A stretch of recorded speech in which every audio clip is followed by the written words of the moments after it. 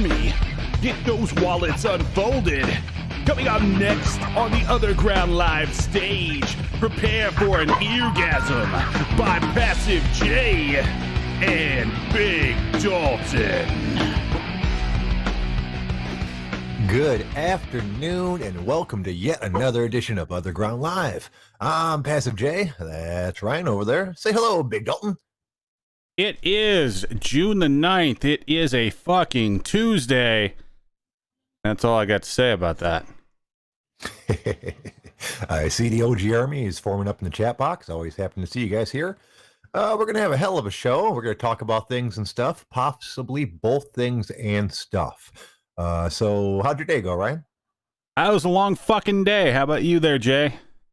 Also a long fucking day. As you guys all know, I'm back to work. And this is the last day before the club is open for the public. Well, not the public, for the members, rather. So it was a busy day of doing things and, while also intercepting many phone calls from the members with questions and reservations that they wanted to make since they now can. So yeah, it was a good day. I like being busy. I always have that faint sense that I'm forgetting something, and in certain cases it's right. But as we mentioned before, I've kind of worked out a system to remind me of the stuff I forget.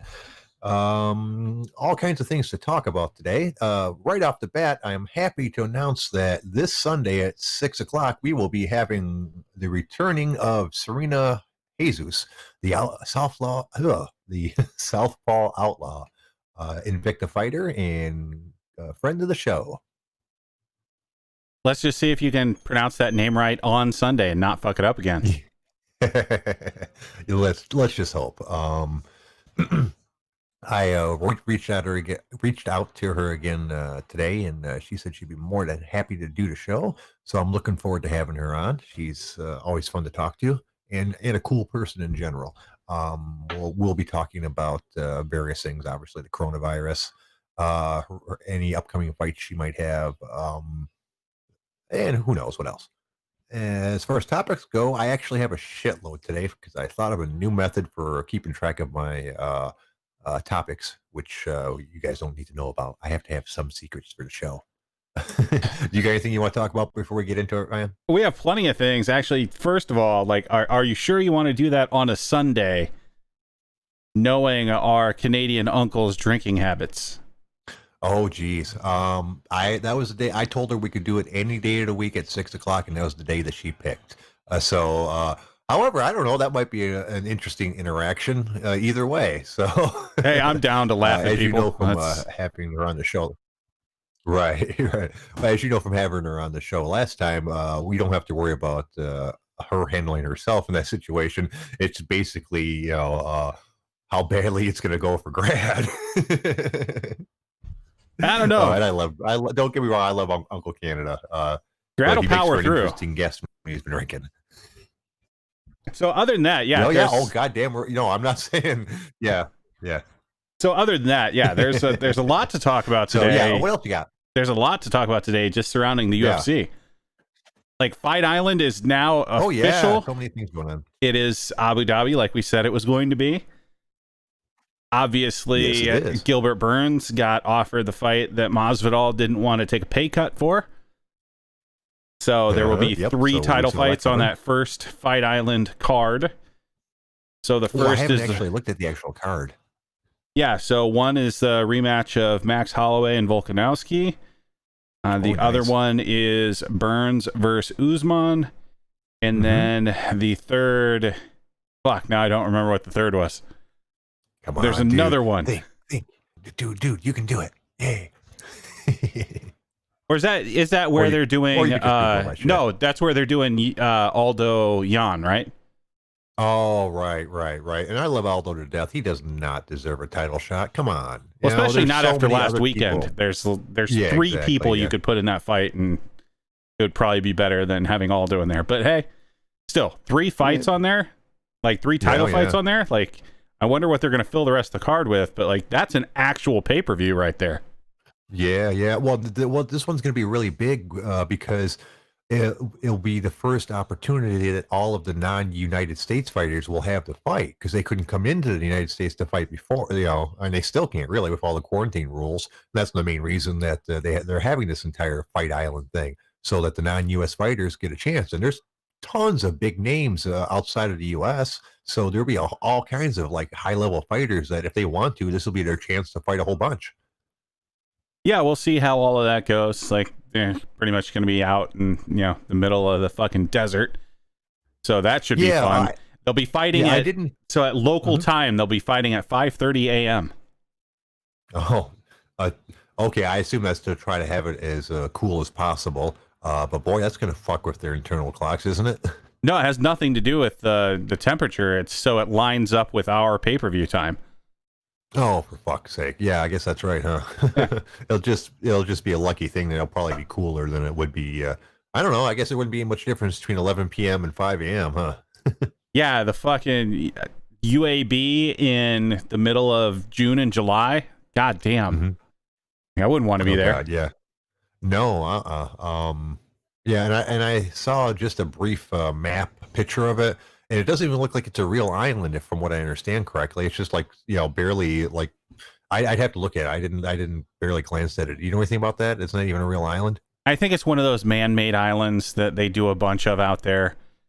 It's just a bunch of oil money doing whatever they want. Like, my only hope there is they're not using that same stadium they used before, that Ferrari place that's like an outdoor arena. Because outdoor there would be fucking horrible. Yeah, I know that'd be. Yeah, I'm not even interested in seeing fights when it's that hot out because it's going to affect everybody so much. I don't know. But on the map, it looked like it was like a mile away from their international airport or some shit like that. Yeah, it's like 30 minutes away from the Abu Dhabi airport, I guess. Okay, so it's not really out in the middle of nowhere. When you say Fight Island, I'm like, oh, cool, tropical island in the middle of nowhere. Fucking, I could see the fighters taking a shit. You remember Mortal Kombat, the movie? That's the kind of shit I was thinking. They're all taking a creepy ship to the spooky island to fight. My hopes and dreams have been dashed, to be honest with you. Yeah, not so much. This is just one of those, I guess technically it's an island, so we'll call it Fight Island. Right. Kind of situations there. Dana White sold us some wolf tickets, motherfucker. Oh, yeah, like he hasn't done that before. No, I trust the guy. Normally, he's bald. You can always trust bald people. Yes, the bald father would never steer you awry. Right. Shit. What else you got, Ryan? Well, the other thing with UFC, so in August, we get the trilogy, Daniel Cormier versus Stipe. Oh, yeah. I'm not excited about that fight, even though I couldn't tell you who's going to win. I don't know. Cormier is such a hot and cold person for me. I sometimes I love him, and other times he'll say shit. And I'm like, really? Which makes me, kind of indifferent about this fight. I'm a big fan of Stipe, which I guess is the other reason I'm not a big fan of this fight, because I don't want him to lose. And Cormier is one of the few people that I think has a reasonable chance of beating him. I think he has more than just a reasonable chance. Like, he starched him the first fight. He was winning the second fight until Stipe started landing those body shots. Like, I think DC can probably course correct and squeak out another win. Right. The only question is if when Cormier figures out a defense to that strategy that Stipe came up with, if Stipe is able to also adjust or not, to find another path to win. So yeah, you're right. I shouldn't have said reasonable chance. He has actually a really good chance. So I don't want to see that fight at all. Cormier should retire. Why? Because I don't want to see Stipe lose. He seems like a really awesome guy. The entire firefighter thing. Just like a regular Joe. Same way I liked Chris Liddell. No, not Liddell. He's also a firefighter, I believe. Chris Liddell? Was that it? Yeah. Yes. Actually, I hit it right. Wow. I'm always afraid. You called him Liddell. It's Lytle. Lytle. Yes. Thank you. That's what I was looking for. Yeah. Like I always thought that was a cool story, or even back in the day with Rich Franklin, the fighting math teacher. I always like those kind of stories. Oh, and like Sean Carwin, big fan of him. Like the regular people who fought kind of image. I was always a big fan of that. And DC wasn't like a regular dude that fought. No, dude, he's an Olympic athlete. If I'm remembering correctly. I mean, obviously he's a regular dude too, but his entire life has been athletics. You know. Well, yeah, he was a high level wrestler. He made the Olympics, but like he's the every guy as well. He's the guy out there, you know, coaching little kids wrestling for free and like hooking them up with like uniforms and all sorts of other good shit. Like just because he's that guy. Right. From all accounts, except for he's actually supposed to be a really good guy. A couple of his comments have set with me wrong, but then again, he was feuding with somebody, so people will say shit occasionally. Yeah, these things happen, but like, right. I've never heard anyone with like a foul thing to say of Daniel Cormier outside of John Jones. Right. Yeah. Exactly. Who doesn't have a good thing to say about most people? Well, yeah, I mean, he runs into pregnant women and flees the scene only to come back to get the rest of his weed. Well, at least he has his priorities straight, but that doesn't make him a good person. No, he's a piece of shit. Yep. And his continuing tactics with the UFC to try to negotiate, I think, are going in the wrong direction entirely. Have you seen his latest series of tweets? No, I've kind of just ignored him since he said, hey, I relinquished the title and I want to be released. Which is actually a good idea, because it's all more bullshit, like saying that he's severely underpaid for super fight after super fight in his 20s, you know, saying he only made $2 or $3 million, and you know, and how and while he's not asking to be repaid for that, he wants to see change and yada yada, and it's just like, dude, motherfucker, when did you ever have a super fight? Yeah, exactly. Like, none of those are super fights. Those are mostly you trouncing people on your way to the title, and then some title fights, a lot of them which were questionable in the first place. Not that he won, just the people that he was fighting. Yeah, there's that. There's the fact that like once he like initially ascended, there was the idea of like the super fight with Anderson Silva. He never took that. He never took a super fight with a heavyweight. And now that he wanted to take one with Ngannou, who is a fucking, let's be honest here, like he's a one-trick pony at heavyweight, and he wanted ridiculous money to do it. So what does that tell you? He didn't even really want it that bad. Right. You know what? I'll be honest. When I saw Ngannou, is that how you say it? Ngannou, yeah. Ngannou fight, and like that run forward swinging thing. The second, I mean, obviously it worked, but even to someone as unskilled as I am, you know, to the naked eye, I was like, oh, dude, that wasn't good at all, dude. You just happened to hit him with one of those. That shit's not going to work on anybody that knows what they're doing. Oh. I think John Jones saw that exact same exchange and went, yeah, okay, I'll fight that dude. I wouldn't put it that way. So like, he's not always just out there just winging punches. Like if you remember when he, you know, lifted Overeem off of his fucking feet with an uppercut. Oh yeah. Like he has some skill there. Yeah. It's just, and if he connects, like you're going into next week, the thing is that's all he has. And we saw that when he fought Stipe, is once it was no longer just a stand up throwing bombs, he didn't know what the fuck to do. Right.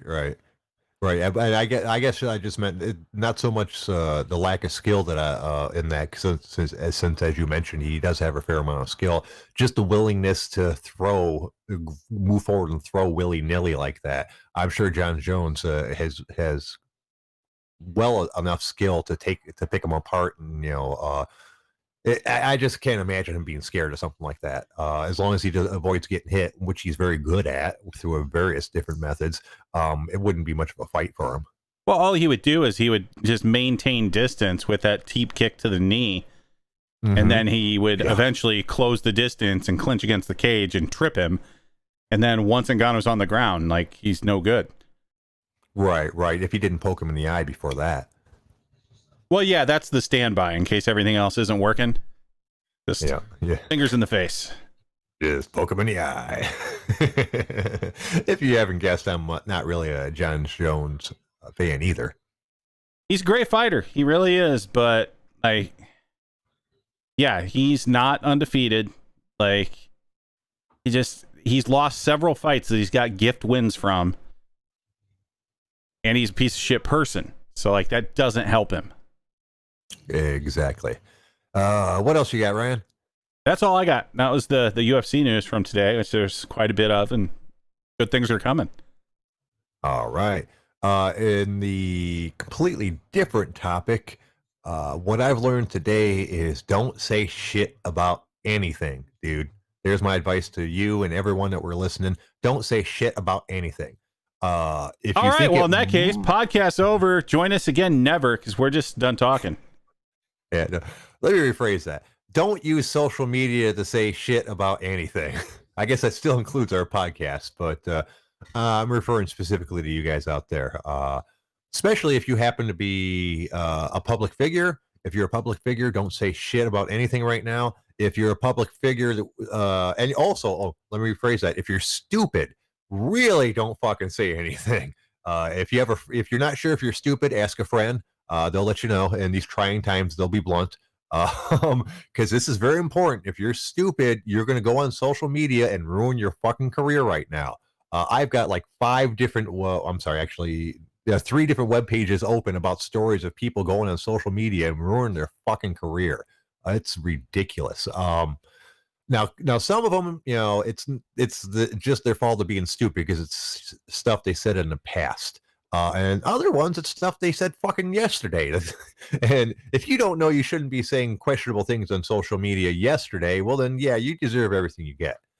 Leading off, CrossFit CEO's George Floyd tweet causes Reebok athletes and gyms to drop partnerships. This guy did a dumb thing. Yeah, he did a retarded thing. Like, think about it. He created CrossFit. Yeah, when the injuries are attested to this guy, he's a fucking criminal of the highest order. But that's not what this is about. Apparently, someone the Institute for Health Metrics and Evaluation posted a tweet that said racism is a public health issue. And Greg Glassman, the CrossFit CEO, posted it's Floyd 19. That was the entirety of his tweet underneath that. Yeah, didn't he also come out and say something like he said more shit? I don't remember what it was, but yeah, he's kind of a douchebag anyway. Like I said, right. Fuck it. He's the head of CrossFit. We should just get rid of him anyway. Yeah, and it's not going well for him. Obviously, he's already had like all kinds of affiliates, and Reebok dissolved their partnership, and that was a big one. Obviously, there's some, I mean, they have entire fucking games. Yeah, we will fulfill our remaining contractual obligations in 2020. We owe this to the CrossFit Games competitors, fans, community. But after that entire shit's over, which is got to be a bummer for all these fucking CrossFit athletes. And some of them take that shit pretty seriously. Do you know who Annie Thor's daughter is? No. Okay. While I'm talking, just look up Annie Thor's daughter, and you'll be able to tell how seriously she takes CrossFit. All those people are fucking. It's basically a cult anyway. But like, yeah. To quote Kenny Powers, like, I'm not here to be the best at exercise. Yeah, she's a very pretty girl, but but she's got like an 8-pack and is kind of shaped like SpongeBob SquarePants. Yeah. Well, yeah, she's on horse meat and HGH.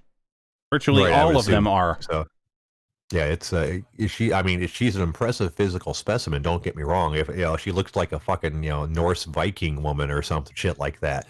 Which is not surprising considering where she's from. But if I needed someone to help me like raid a village, she'd be high on the list. But no, she doesn't look natural in any way, shape, or form, or particularly good. I mean, at a certain point, I realize you're going for a certain you're going for skills and strength to do these actual things, but you're making yourself look horrible. Oh well, I guess I'm too vain to make myself look like that. Yes, because you have the genetic potential to actually hold that much muscle. Keep thinking that, Jay. Sure. I'll keep thinking that. Just catch me in 15, 20 years, man. That's all the time I need to overcome all my genetic disadvantages. You'll be I'll dead be like by the then. most buff 60-year-old. We know this. We won't talk about that. Okay, number 2. MTV fires the Challenge cast member I can't say her last name, over Black Lives Matter comments. Do we even really need to read what comments were? I haven't even bothered to read the no, we don't even need to. We don't don't even need to talk about this one. This is just some random person on an MTV reality show. Like, Yes. this person isn't even famous enough to matter. So let's just move on. What else you got? Okay, let's see. What else do we got? Reality stars fired for calling cops on black co-star. Yeah, that's more reality bullshit. So yeah, let's just skip that one too. Okay. Well, okay. Yeah, but do you see a trend here? Basically, the stop trend doing stupid fucking shit. But the trend is 2 out of those 3 are attention whores to begin with. Like, that's their entire like profession. So does it surprise you that they say some attention whoring shit and it ended up biting them? Yeah. Like, that's who these people are. Yeah, that's true. And it's a variety. Obviously, reality shows come in all different flavors. So if I understand correctly, these are the like semi-normal people that they're following. You know, not famous people, but they're following around for a reason. I don't know why. They're from a show called Vanderpump Rules. I don't know what that is. I don't know why they're following around these normal people. In other reality shows, it's because they have an interesting thing like Pawn Stars or some shit like that. These just all look like fucking socialites or something. I don't know. Yeah, fuck those certainly people. not people I want interested in watching. So yeah, no harm done in the long run, but still. But the point being, Hollywood is really out there to prove themselves that to prove that they're not stepping on anyone's toes and trying to make sure everyone's all basically no one wants to associate themselves with anything, even a slight smell of racism or anything like that. Well, So it's if more you've so ever said that anything these people that are crossing the quote unquote line, these people aren't important enough for those companies to not just get rid of them. Right. And in these cases, and also it turns out like 2 dudes on the show also were fired. And in these cases, this is the false police report was from 2018. And apparently the tweets for the other 2 dudes were like when they were teenagers. And they all apologized and all that good shit, but it didn't make any difference. As you mentioned, they were not important enough to even risk it, so they were all fired immediately. Well, yeah, and we talked about this before, like the people that end up getting fired for shit they do that has nothing to do with their job. Like, sorry, this really is what business is anymore. Like, if you are more of a PR hazard than money you bring into the company doesn't care about you to begin with, so you're going to be gone. Right, exactly. Excuse me. And at this point, when reality stars are obviously eminently disposable because they can find anybody they want to throw on TV. Attention whores are a dime a dozen. I should know. I am one. We're everywhere. Let's see. In other dumb news, apparently, and this is a case of like, I don't know how to put this, but with this entire coronavirus thing, lots of people don't take it serious. And I'm of the opinion that maybe you should. I don't think it's that the virus is that much essentially more dangerous than like a regular cold or not, although it does have a slightly higher death rate from what they understand. The issue is it's way, way, way more contagious than the average cold. So that's what the problem is, that it's a lot easier to spread than the average cold. And here's a case in point. An unsanctioned prom and beach party has resulted in a group of Texas high school students getting diagnosed with the coronavirus and spurred calls from those affected to be banned from attending graduation.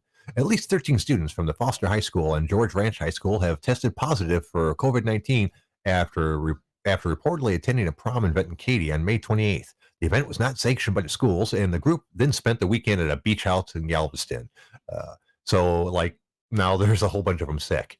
And that's just stupid. I mean, come on. There's a reason that they're doing the quarantines and stuff like that. I know a lot of people think it's overblown, and it probably is. But there's one thing between letting people and the issue is being obviously they took no precautions whatsoever. Half of them were probably fucking the other half for the entire weekend. And like there's pictures of them on the beach, none of them wearing masks. They're all close together and all that good shit.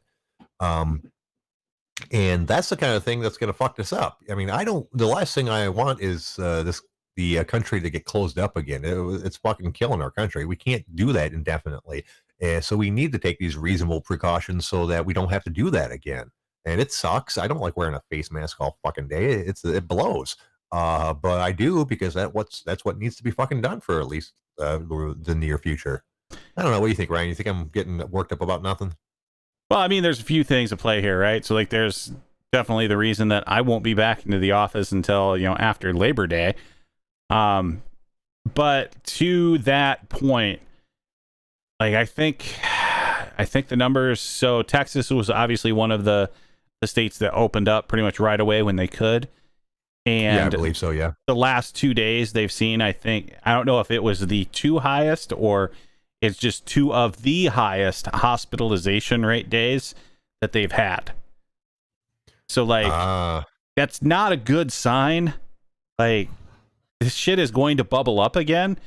It's just going to be, like, how much people actually care this time around. There's going to be a lot of people in hospitals, and there's going to be a lot of people that die. Like, we're up to almost 115,000 people that have died so far this year. So for people that say, a bunch of people die from the flu and shit like that, like by the time we hit the end of a year, like obviously not just this year, but like the end of a full year. So it really started hitting us in like what, February, March, somewhere in there. Yes, that's around there. So yeah, if you take that full year, so not just looking, through December, but looking through like January, February, we're probably looking at enough deaths to be like probably 4 or 5 times a bad flu year. So that's not good, but like, is it enough for people to actually take real precautions again after having to go through what we went through the first time with the government not giving a damn?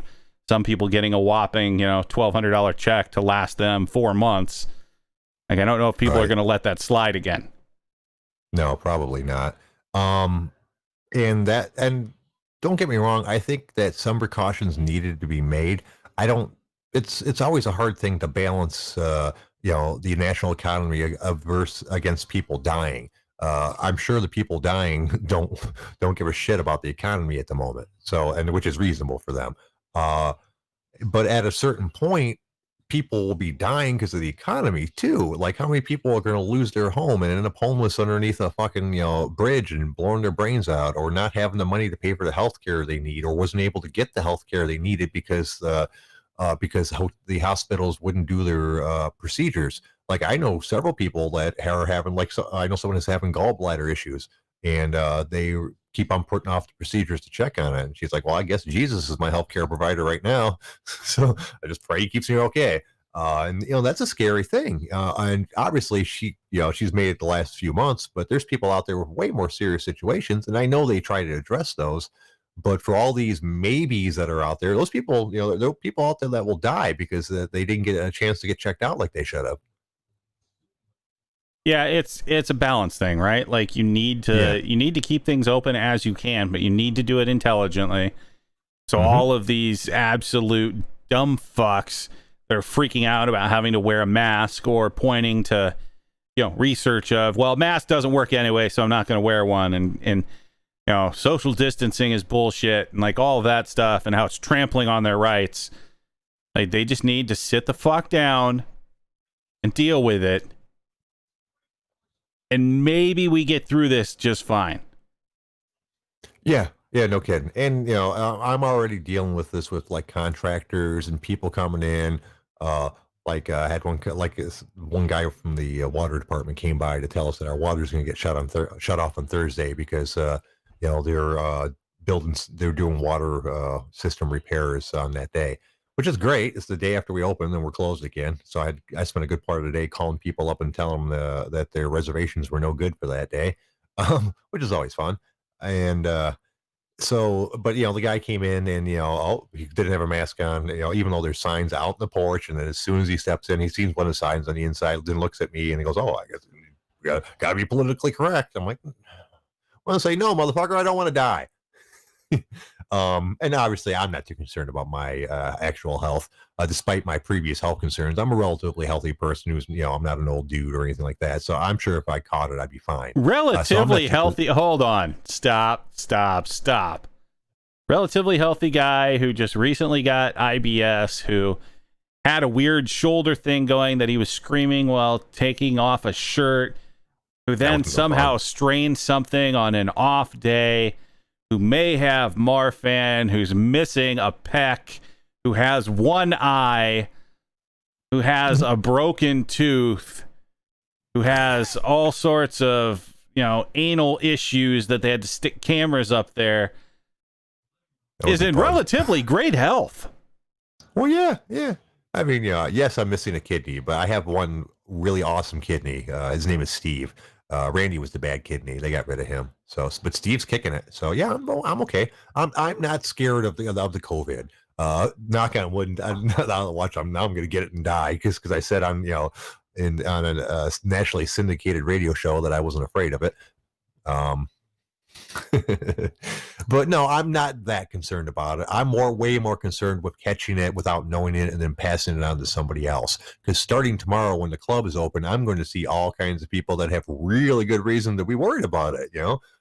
As I've mentioned before, a country club is kind of like a senior citizen's home. A lot of our members, you can't even join the club until you're 35, and the average, even the average person certainly can't afford to at 35. So I would say the average person joining our club is probably in his 40s or 50s. And with the joys of modern medicine, our members live fucking forever. We have tons and tons of members in their 90s right now. So it is a very bad place to introduce COVID-19. It will run through there like the fucking Grim Reaper. And I don't want to be that guy. I don't want to be the guy that kills a whole bunch of old people. Well, most of them are pretty nice. It's not looking all that rosy for you either. I mean, you are like literally a handful of years from getting, your old folks mailers.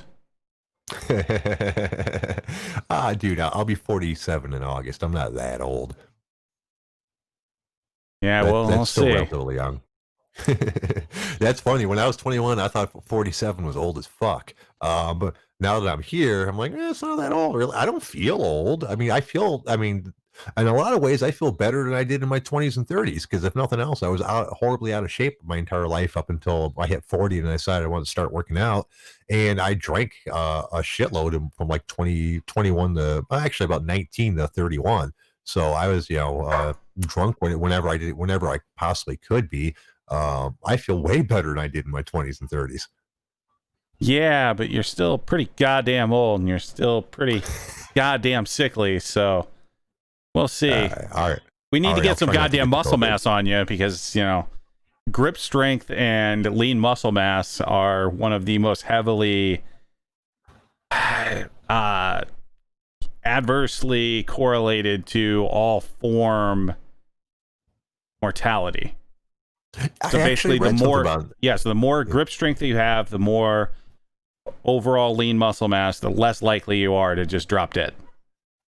At one point, I started fucking around with those grip strength things just for shits and giggles because this is while I was working out, but I wasn't doing it. Oh yeah, that's right, because I wanted to work on my forearms because my forearms were fucking tiny. So I started working on those grip strength things. And I'm sure you're familiar with the Captains of Crush ones. Yeah, I think I have some of those sitting around somewhere. I think I got up to like 1.5, which is pretty good for me. And it's actually pretty good for the average person because while I was obsessive about it, and I just did it for like months while I was sitting at my office. I ended up getting tendonitis from it, which was not a different story. But I was pretty good at it. My favorite thing would be to hand someone with them, go, yeah, this is the one I use, and have them go, and go, fuck, dude. I'm like, yeah, give that back. Yeah, that's not a toy. I'm sure I couldn't close one now. It's been 3 or 4 years since I stopped fucking with them. I found out that actually stopped fucking with them about the time I started lifting weights, because I found out that was actually a way better way to add muscle mass to your forearms. I still had issues doing extra lifts specifically on the forearms, because I tend to get tendonitis because they were just too weak at that point.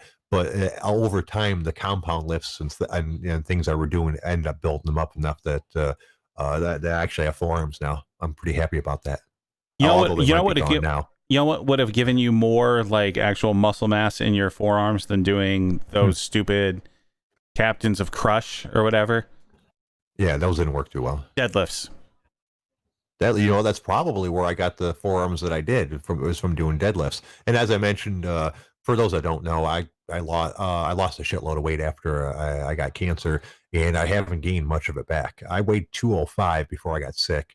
The first time I dared weigh myself, I weighed 170 after the cancer, and now I weigh about 183, 185. So I still got about 20 pounds to go to get back to where I was. But at the time, I had to laugh. I remember at one point, this is when I was living with my roommate, Ulysses. He was working on something on his desk, and I asked him to borrow a pen or something. He's like, "Yeah, it's right there." So I reached across to him. He was like, "Fuck, dude, you've got forearms." I'm like, "Huh?" He goes, "I mean, they're not." He goes, "Well, they're not huge, but you never had any before." I'm like, "Oh, thank you for noticing." It totally made my day. Yeah, and it was most likely from deadlifts, I imagine. Well, so that's the thing I can tell just about anyone. Like, someone will be doing like calves or doing some stupid lift that really isn't worthwhile at all. Like the way that deadlifts and heavy squats like stimulate your hormonal system and the central nervous system, like quite literally whatever you want to make bigger, you just go do some deadlifts, they're going to be bigger than you focusing on some dumb lift. Speaking of which, today was chest day, and it was the first time I added significant weight from what I was using before. Well, define significant. Like 20 pounds? It's actually not bad.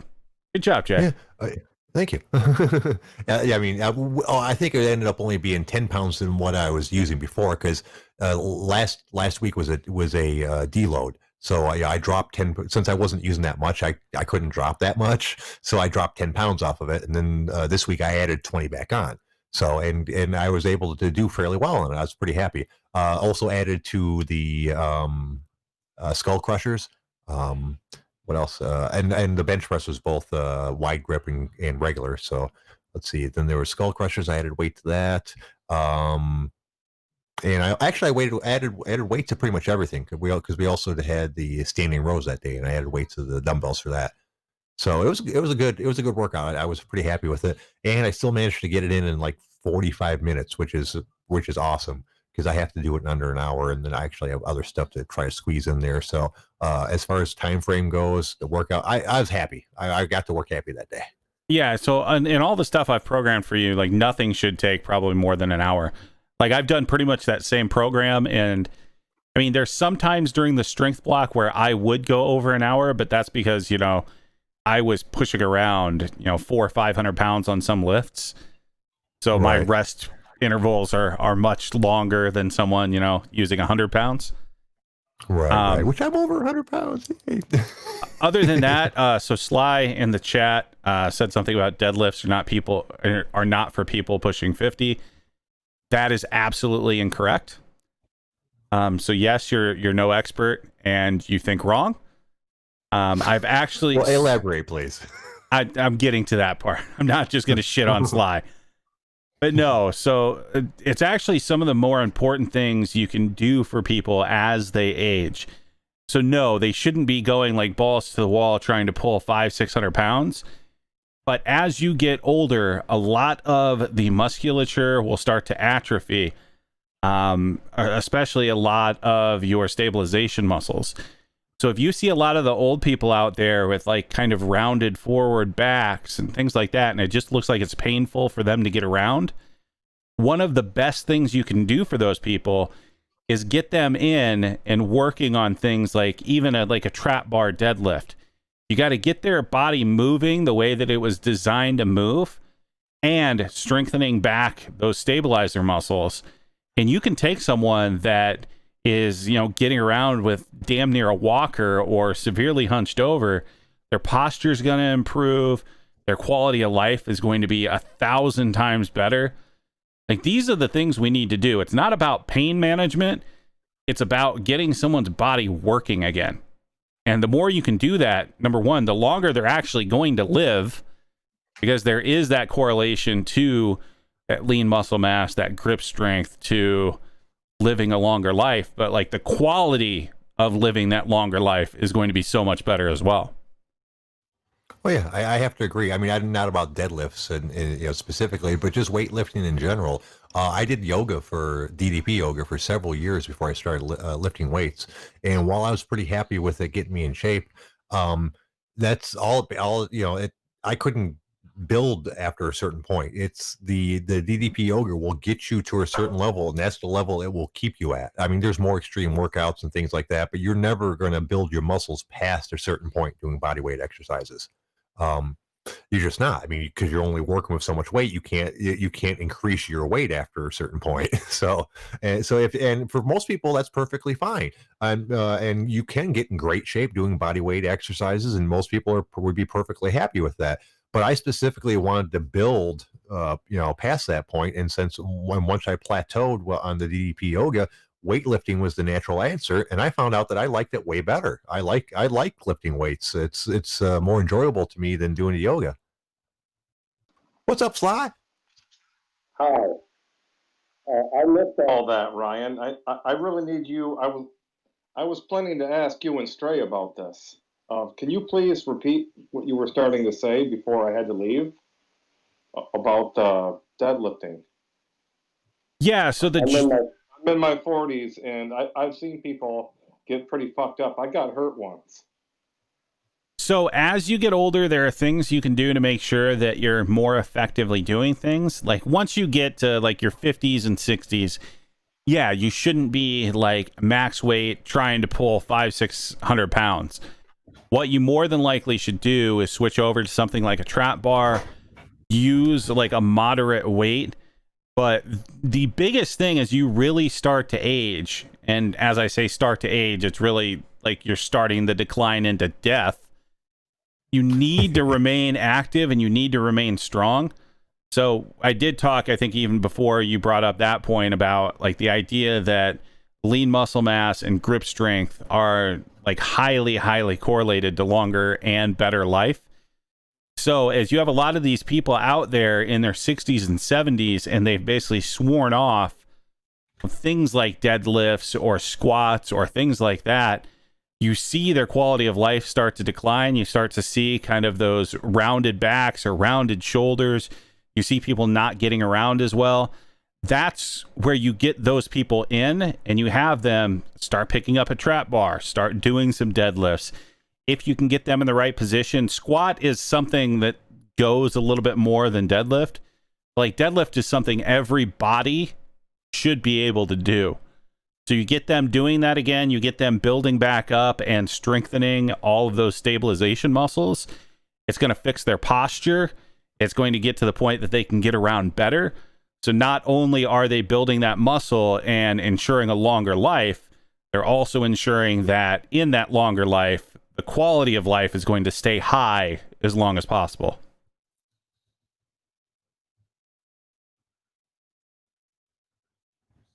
You catch all that, Sly? Yes, yeah. I muted because I got my shitty headphones right now. Oh, right on. That's cool. That's cool. Nice. All right, interesting. Yeah, and there is some, of course. there's stuff. Right. There's stuff you can go out there and kind of read about it. I'd have to do some searching to see some of the literature I watched on it, but yeah, a lot of folks that are more into like really worrying about movement and quality of movement. Like, there's a lot of stuff out there on older people getting back to compound lifting. Again, it's not the ego lift of, we're not having them doing like doubles and triples of things at 100% of their max, but like, these are things you still want to be doing unless you absolutely physically can't. Like, if you lose a leg, yeah, then you might have a problem. Yeah. Well, now of course the specifics of how to do it without hurting yourself are a completely different topic, obviously. Well, if you're 50 or 60 years old and you haven't deadlifted in years, that's where you go and you find a good coach. Someone that can sit there and, get your form dialed in, so when you're out there doing it every week, like, you know how to do these things properly, and you know the right, like, set rep ranges that you should be working on. Like, you're not just going in there blind, because it's when people go in there blind without a plan and without good form, that's how you get hurt. So anybody that tells me that, no, deadlifts are bad for your back, or squats bad for your back or your hip or your knees, it's like, no, you doing them poorly is bad for your health. But if you do these things correctly, like, these are the best things you can do for a human body. Yeah, I can believe that. And I went with the trap bar. I tried a couple deadlifts with just a regular bar, and my body mechanics made it so it was really hard for me to clear my knees without, doing weird contortion things. So as soon as I saw the trap bar, I'm like, okay, yeah, that's for me. And I love that thing. It's one of my favorite workout devices. I can't say enough good things about it. Well, of all the injuries I've had and all the things I've had to worry about, the trap bar, I don't think I've had anything from that. Is that hex bar that Stray just mentioned? Yes. Yep. Yeah. It looks like two diamonds, right? Yeah, they call it a hex bar or a trap bar. It's it's basically some sort of square, although a little more trapezoid that you step inside, and then there's handles on either side of you that you kind of just crouch straight down and lift up that way. That way you don't have to worry about clearing the bar of your knee, and basically the weight's more centered on you as opposed to in front of you, so you can keep better form with it. It's very nice. Yeah, I highly suggest you get one. I don't, although I believe Big Dalton probably doesn't use one on the regular. No, well, so actually I do use them regularly, not for deadlifts. I do a lot of weighted carries with a trap bar. Okay. Yeah. So I'll put on like 200-300 pounds and do like, 20-30 foot walks. Oh, right on. Yeah. That's a long walk. About 30 but foot. That's not that far, Jay. Well, it is with fucking 300 pounds. Yeah, I've had to move when at my best, and I'll be honest, I was never super duper strong. At my best, I was using probably 1 or 2 sets of 5. Well, I'm trying to remember what my deadlift schedule was. But I was only using like 230 or 240 pounds as my lifting weight at the very top. Like I think I'd do 5 sets of 5 with that. And I was proud to be able to do that. I remember I was proud when I was able to fucking lift my own weight. Or the same thing with bench press, although I didn't quite get that because I kept on getting slightly no, actually, I was able to do that. With the bench press, I wanted to be able to work out with my weight, and I was always slightly behind because I gained just enough muscle mass to stay ahead of it. Like when I was 170, I was working out with like 160. Then once I hit 180 in weight, I was like working out with 170. And once by my max, when I was at 205, I was only working out with like 180, 5 sets of 5. So I couldn't quite capture that goal. Yeah, we should get you to the point that you're benching at least 225. Yeah, I might have been able to bench that before. Like as I mentioned, that was the weight I was working out with. I was working out with like 5 sets of 5 of 180. Hey Tanner, how you doing, boss? Hey, what's going on, brother? How are you? I am excellent. How's your day going? All right, man. Actually, really fucking good. Day off today, Went on a bike ride, worked on some bikes. Yeah, it's been a good day. So I haven't been listening. So you're talking about your lifting regiment. It's going well. Yeah. I managed to add a whole bunch of weight to my list today, so I'm pretty happy about that. And we were talking about what I used to be able to do when I was before I got sick. And while my numbers weren't amazing, they're probably better than you expect because at my best, I weighed about 200, 205. So while I didn't look gigantic being my height, I was actually sort of big. I was at the point where people were starting to make comments. Like I had a cousin go, "Oh, you're getting pretty big, dude." I'm like, "Oh, I'm working on it." So of course I got sick right after that. But I knew I was reaching a point where people noticed. So I was pretty happy about that. I'd just be happy getting back to that. Although from what Ryan's saying, I will be gigantic and huge here almost tomorrow. Yeah. So what's your lift? I mean, do you have something that you prefer to do that you enjoy that's like, that you feel that is comparable to strong people or you know? Before I was always good with I was always happy with my overhead lift. I like doing bench presses. I'm happy. I was one of my favorite lifts. But yeah, I don't know. I don't. Before I got sick, I think, and these are just guesses because I never tried to max out because it'd be easier to tell you what I worked out with on the regular. Before I got sick, it was like 180 on bench press, 5 sets of 5. On deadlift, it was like 225. I don't think I ever did 5 sets of 5 because I think the program was on said you weren't supposed to do that many. Right. Bent over rows, I think I was at like 170, 5 sets of 5. Overhead press, I think I was at, that one was a rough one to get up. I think I was at 80 pounds or 90 pounds. You did 5 sets of 5 with 170 on a straight bent over row. I think so. Yeah, just recently I was doing 5. That's strong, dude. That's. I think that's fairly fucking strong for a guy with your leverage issues. Yeah, heck, just recently, back in January, when I was trying to do my old regimen, I had just started working out again. I'd already got it back up to like 120 for 5 sets of 5. Apparently, that's a strong point for me. Yeah, they do 5x5 with 170 for your frame, because when you're bent over, there's a lot of, because you have such long leverages. Right. That's a lot of pressure on your lower back. I'm surprised. Honestly, that's, to me, I think that's fairly fucking strong, dude, for a guy your size.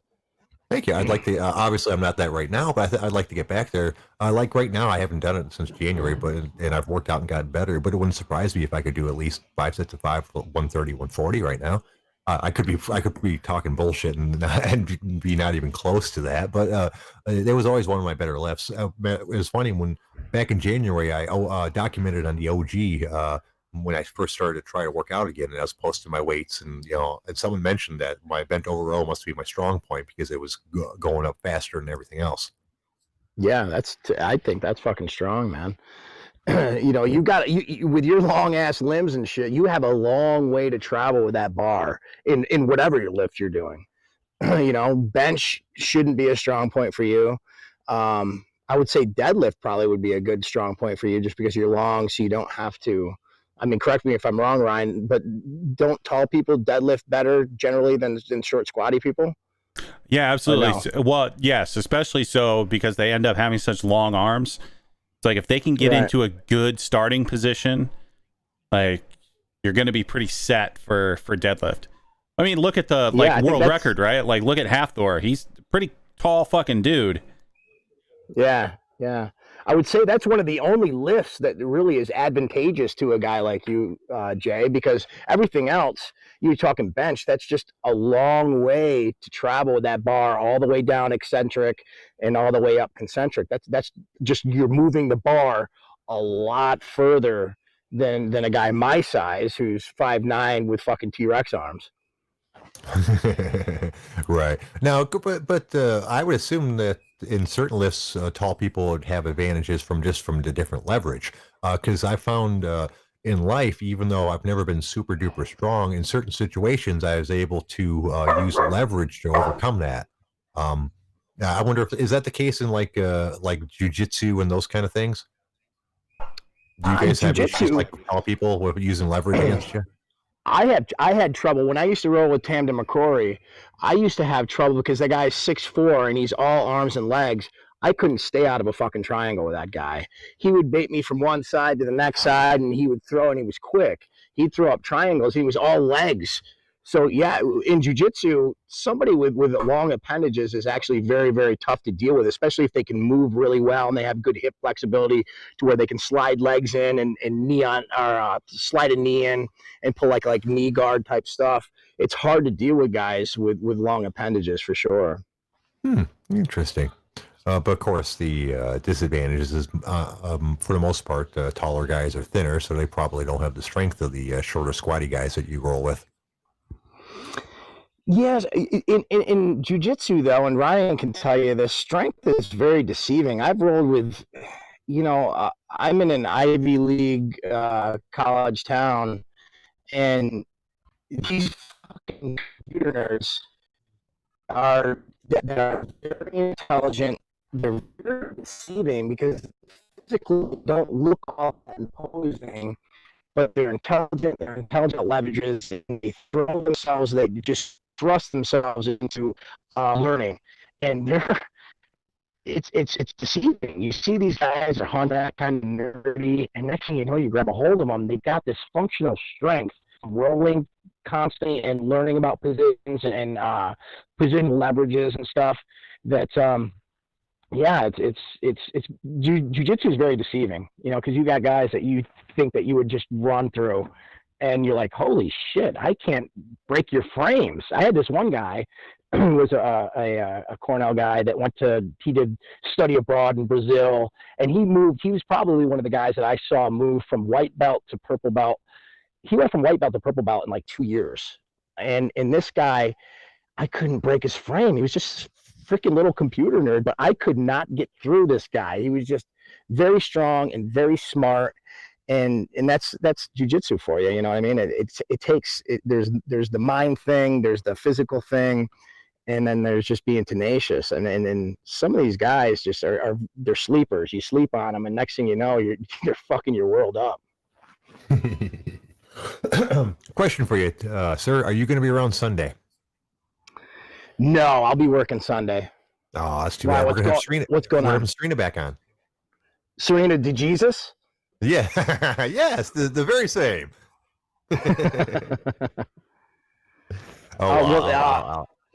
Is she calling in at the normal hour, the 6 o'clock hour? Yeah. If it's anything like last time, she'll probably stick around for most of the show. Oh, nice. Yeah. No, I missed the last show she was on. Actually, I never listened to it. Oh, well, you should. She was great. She's a really cool person, and actually, it turned out to be real. Well, I knew this already since I was friends with her, but she's very personable and engaging too. So it was a great show. Such a good friend that you couldn't pronounce her last name. Do I sound like shit, guys? I'm seeing in the chat that I sound horrible. Now you sound fine. You went through a period where it sounded like you stuck your phone up your ass and was like, doing jumping jacks while you're trying to talk. But now I actually did. I stuck it up my ass and put it on vibrate, and I hit that prostate like a fucking doctor. Speaking of doctors in the bad news department, turns out I was correct. I do have a hernia. Yay! Sweet. So you're gonna go in there and get the mesh put in, or what? I have the mesh put in. They put in mesh last time when they fixed this last double hernia back in January. The yay part was complete sarcasm. I am so fucking upset, dude. I'm tired of this shit. I followed all of the recommendations. Didn't work out until they said I was supposed to work out. I don't know. The only thing I could possibly think of is I tried to rub one out too soon and hurt myself. I don't know, dude. I'm so frustrated. So do you have to get it repaired, or are you just gonna fucking push through it? What are you gonna do? I don't know. I haven't talked to the dick doctor or whatever they call when they fix hernias near the groin.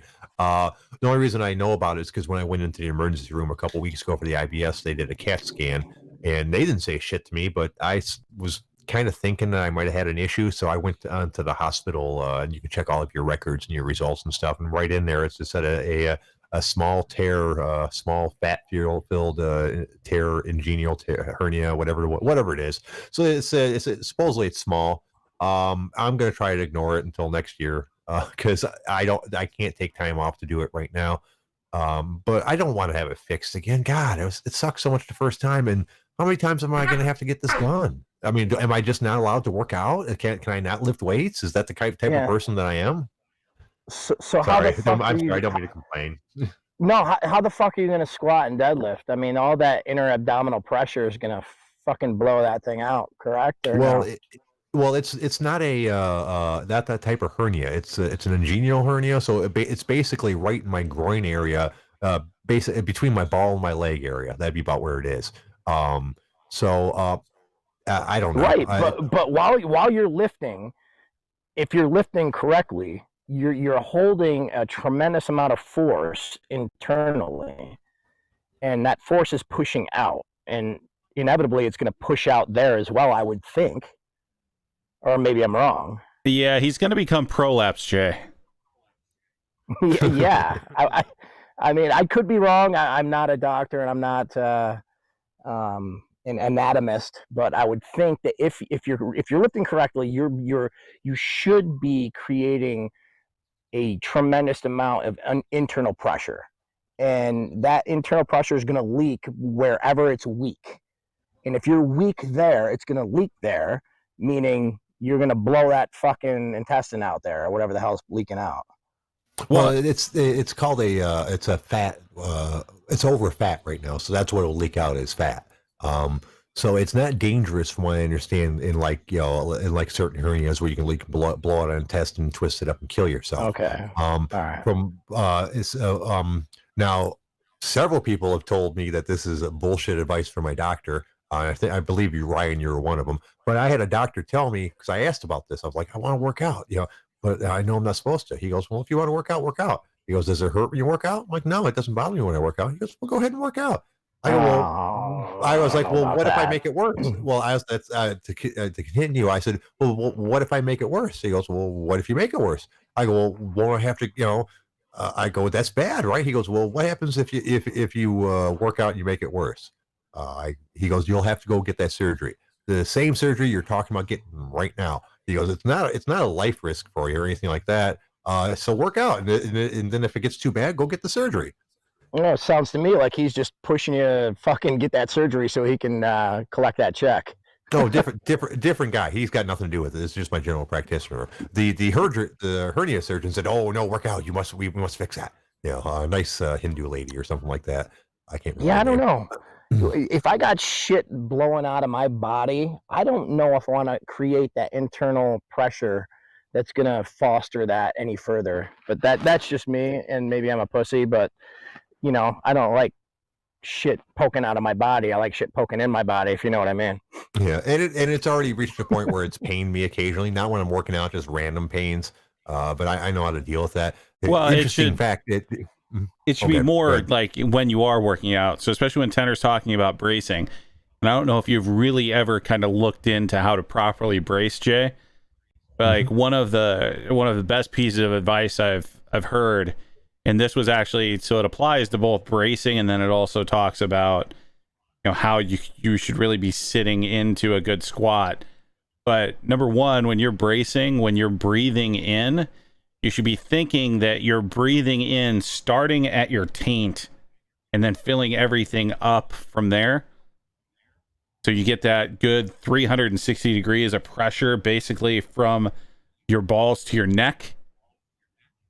And then the other part about squat was just about how like you want to think about like when you're dropping into a good squat that you're opening your taint, not necessarily worrying about your knees or things like that. It's open the taint.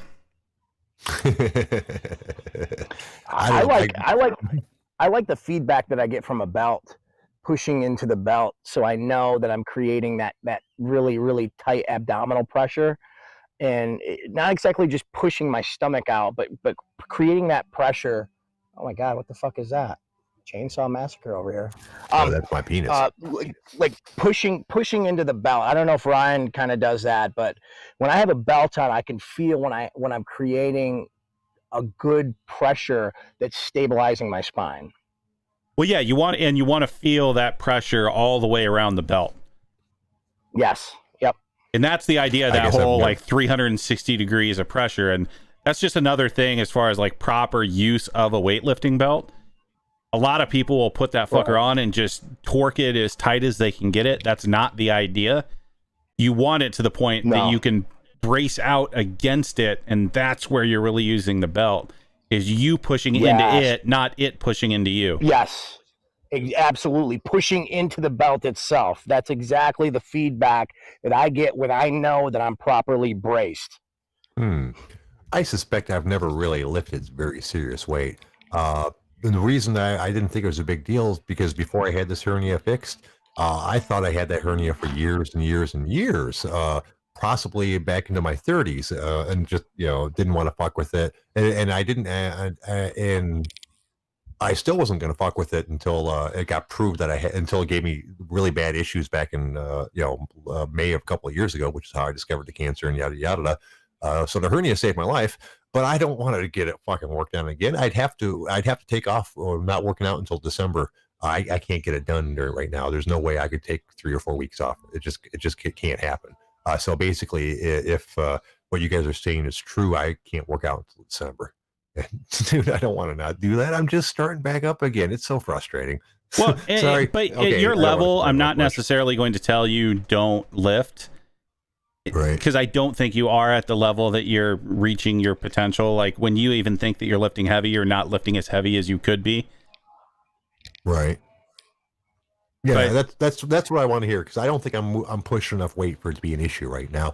A year from now, under your tutelage, maybe, but like right now, I don't think I'm could be lifting enough to actually hurt myself. well, I was kind of it's not semi-serious when I said that. It's not the amount of weight either. It's how much force you're having to put into your body. So I don't even think you necessarily know how to properly brace yet. So I just linked something in the chat here, and I can put it in the OG as well. But like, there's a way that you should be bracing for lifts that I don't think you're currently doing, which is probably making it to where you're 20, 30 pounds light on most lifts anyway.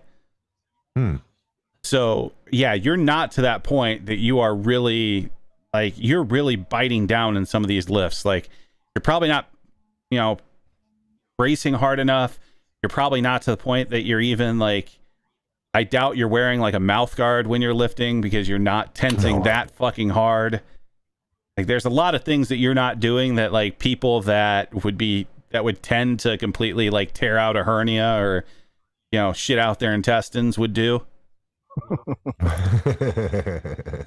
Right. And obviously, if it's worse, I'll have to stop, I say we just get him on a fucking cycle of tren and test and just let him get fucking crazy.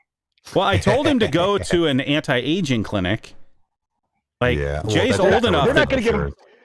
They're going to give him test. tren though. No, they'll give him the test. They won't give him tren though. We can start him on the test, and then once he's at a really good level there, then we can just start adding things to the cycle. Right. Could you imagine? Could you imagine what we could turn Jay into with a fucking just a high dose of tren and some test, and just have him post every day on the OG, post a recent picture, and people would go fucking nuts. I've had a bazillion people tell me that like one cycle would do me a world of good. That no one thinks that Jay should be taking steroids for long terms, but I've had a ton of people say, "Dude, one cycle." Well, you should be on TRT. Like you should be on TRT for the rest of your life at this point. Like you're old enough that you should be doing this. Hell, I'm like 2 birthdays away from purposely tanking my test and going into one of those places just to make sure I get the highest dose. You know how many people I know do that? Take a freaking they'll do a cycle and then cycle off and not do any HCG or any fucking post or anything, and just completely tank their test and go to the doctor like, I don't know what's wrong, doc. I can't get it up anymore. I got no energy. Next thing you know, they're getting fucking government issue shit. Shit, that's what I'll do. I will jack off like 30 times the day before, stay up all night, eat like 8 bags of Twizzlers. Fuck yeah. They're gonna be like, sir, you have negative testosterone. What the fuck happened to you? Like, you're basically a female. This is weird. Are you trans?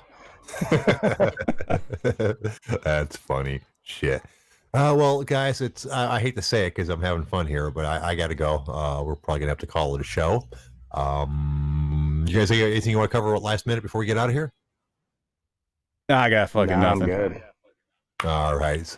As always, I appreciate you calling, Tanner. You are fucking awesome. I want to thank the OG Army. I want to thank the OG Army for showing up, but we can't do the show without you. I also want to thank my co-host, Big Dalton. Dalton, you got anything?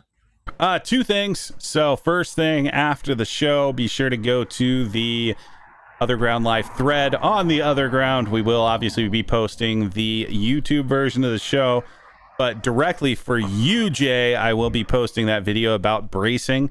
Like, this is one of the most basic concepts of lifting that you never learned. So learn that. Okay. And number 2, most importantly, fuck all y'all. Yeah, everyone have a great night. We'll see you tomorrow at 6. Bye-bye. All right, y'all. Peace.